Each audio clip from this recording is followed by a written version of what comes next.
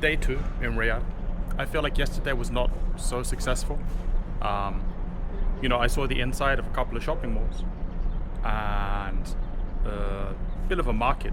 That's about it. Didn't really see anything historical. So I've come to this place. Taxi driver says it's called Diriyah. But there's 2 or 3 place names working here, and there's supposed to be a World Heritage Site here.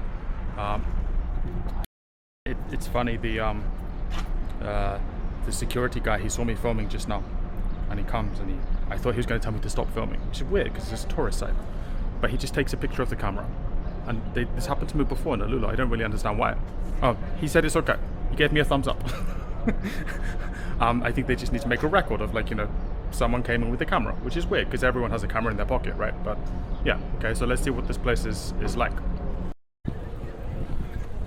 I didn't know this before I actually tried to book the tickets, but the tickets actually, they're free if you come before, I think, 4 o'clock in the afternoon. So I didn't pay anything. You still have to book, but they're free. And behind me there's a lot of kind of fancy looking restaurants, places that look like you might have brunch there. But I think where I want to go, the heritage site, I think is across there. I don't know if there's water in the middle. Let's have a look. This half seems very new, and I'd be surprised if that's a heritage site. But okay, so there's not water in the middle, but there's like these terraces and more restaurants.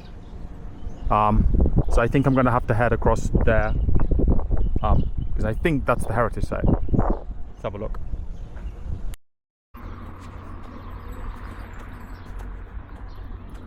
So this looks a little bit more authentic, a little bit more you know, like it wasn't built yesterday, which is nice. I mean, you know, your restaurant, you don't want to have a restaurant in ruins, but you also want to see a little bit of the you know, ruins. That's what you want to see, I think. But it's nice because I wasn't expecting to see this. I don't know what I was expecting, actually.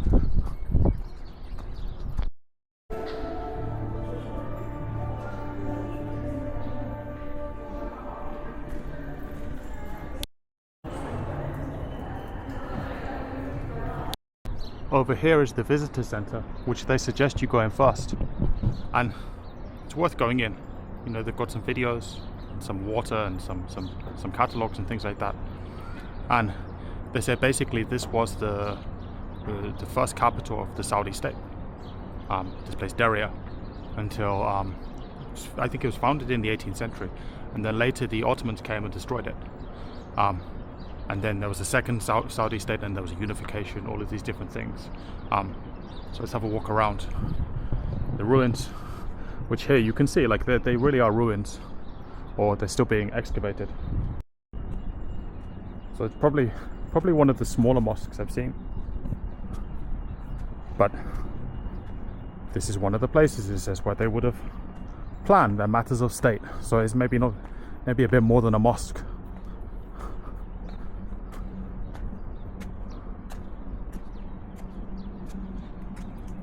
Heart of state. See,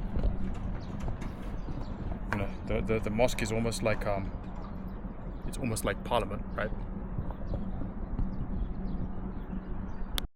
This is the museum. It's not very busy. It's nice and cool on a hot day. But this, I don't know what this is. There's not really that many signs, but this tree looks pretty cool. This is the extent of this first Saudi state. I guess not as big as Saudi now. And this would now be Oman, Yemen. This part is Oman too, I think. UAE would be somewhere up here. Tree is maybe the royal family tree.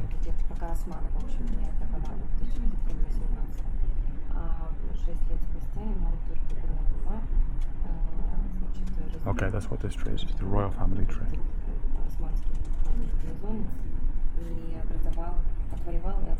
And all the different names. And this is the all the way to MBS. You know, I think the most surprising thing I learned in that museum was, you know, this tree, this beautiful tree. I was like wondering what this was. It's the family tree of the Saudi royal family, I think. Which is interesting that you would have, like, and I was in like 2 or 3 or 4 places in the museum they had the same tree. And I wasn't expecting that. I thought it would have some other significance, but that's what it means. It's the family tree. Which is interesting, I think. I don't think there's anything behind these doors. I think it's just recreated. I can see that it's mostly just empty rooms.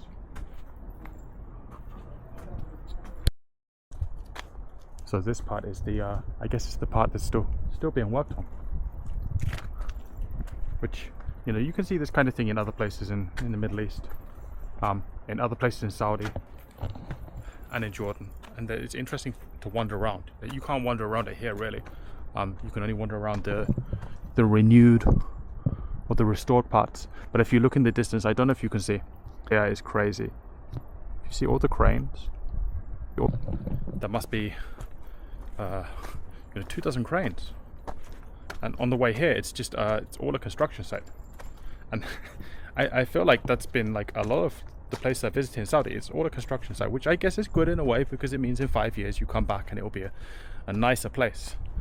But you know, it does make life more difficult if you're here now. Lots of detours and things like that.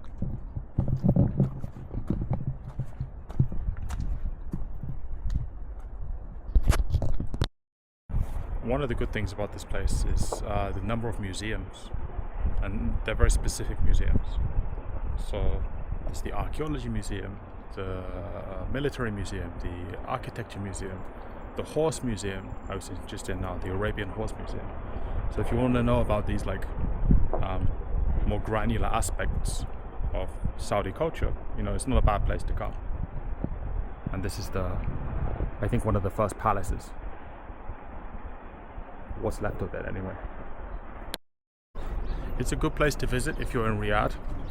I wouldn't say like it's worth coming to Riyadh just to go here. If I'm honest, it feels a little bit like the sales office for like a property development. You know, you're never far from like someone who, from a cleaner or from a guard, and everything's very manicured and curated. But it's still worth coming to if you're in Riyadh. I found somewhere nice to sit. The restaurants here are quite expensive. So I decided, you know, I'd just get a coffee. It's nice. The coffee was $9. And it came in a paper cup. But I don't know, who knows? Maybe the coffee's good.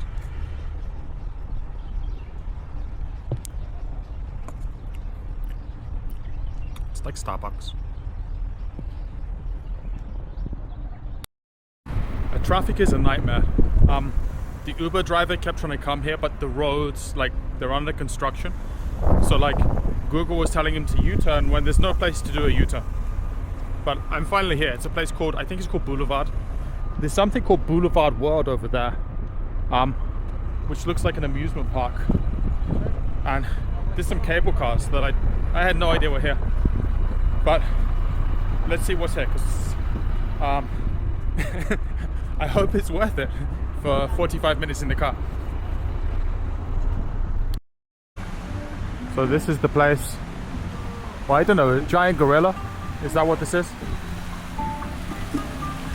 And a nice fountain display with music that I hope doesn't get me a copyright claim on YouTube. Hopefully not. Oh, this all looks quite cool and trendy and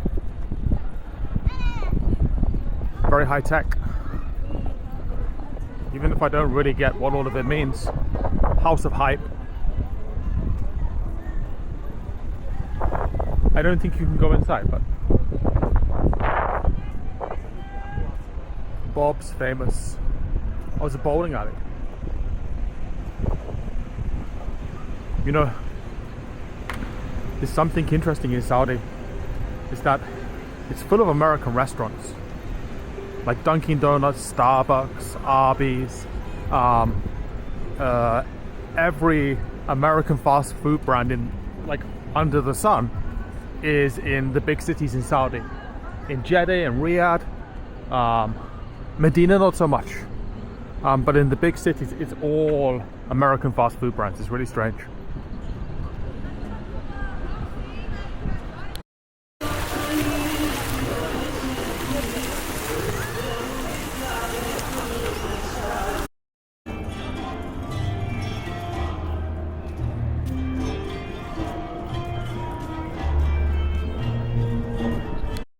Behind me is Times Square 1, and then up ahead is Times Square 2, which I don't know if it's just the same, but you know, it's like a collection of American fast food brands again.